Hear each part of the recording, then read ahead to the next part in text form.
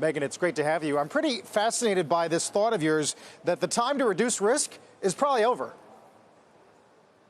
Yeah, Carl, I think that's right. I mean, you're looking at an S&P 500 that's down about 23%, retesting the lows.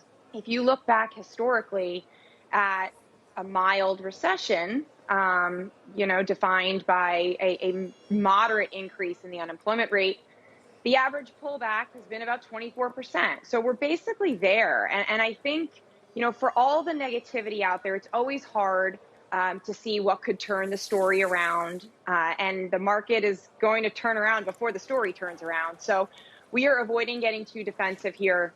I think you're starting to get that mild recession more adequately priced into markets. Now, I don't think we're getting any sort of a currency crisis or, broader spillover risks priced for that. I think you'd see the market go potentially significantly lower, but that's still not our base case. And we're staying invested at these levels.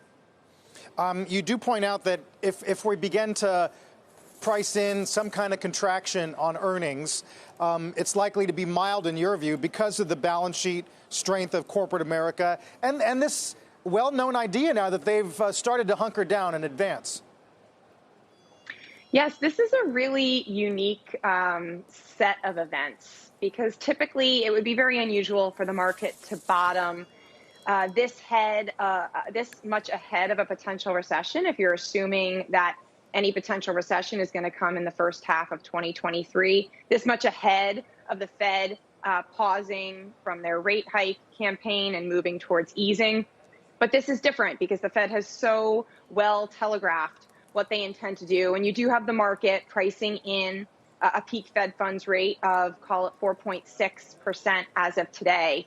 And we think that is pretty darn close to peak hawkishness, which could present some opportunities going forward for parts of the market that have been beaten down. Hey, Meghan, but isn't the market also, pricing in a potential pivot at the end of the year? And would that be too optimistic? I noticed as well, you kind of mentioned your base case scenario is that a recession will be moderate, but it feels like the markets have started to think that it could be a harder landing, more severe. It's definitely a risk. And actually, a recession is not even yet part of our base case. We think it's pretty much a coin flip whether we do get a recession. But if you look at the backdrop coming into this, inflation has been the big concern, but consumer balance sheets are still in pretty good shape. Corporate balance sheets are still showing elevated cash levels. And I think that plays into what is going to work and how long it's going to take to get through this. I mean, we could have a recession where the unemployment rate goes from 3.7 to 4% or 4.1%. That would still be a very full labor market by many standards. And so I think as you think about the spillover effects and how deep it could be, not having a lot of those areas of excess and potential bubbles that need to be worked through the system, that's what usually takes a long time for recessions to play out. Meghan, you sound so much more optimistic than I think some of our previous guests and than what the markets have kind of been doing over the last week. It's refreshing in a way if you think that this is the bottom. But what makes you so confident as well that the Fed isn't going to overshoot? You pointed to the strong consumer. Certainly we've heard that from some of the big consumer CEOs that we have on Tech Check. But is that just, another shoe that's going to drop in the coming months as the Fed chair says that he wants to see more pain, or he needs to see more pain from businesses and consumers?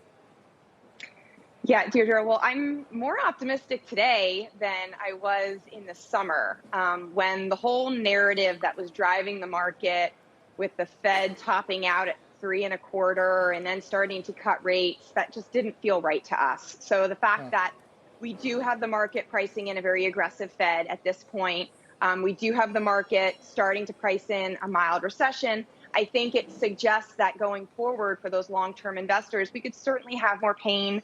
And if you're looking for earnings, the earnings shoe to drop, so to speak, with a little bit of a pullback in earnings next year, then there could be further to go. But we think that we are definitely closer to the bottom than to the top. And if you look out a year from now, you're going to want to be in the market.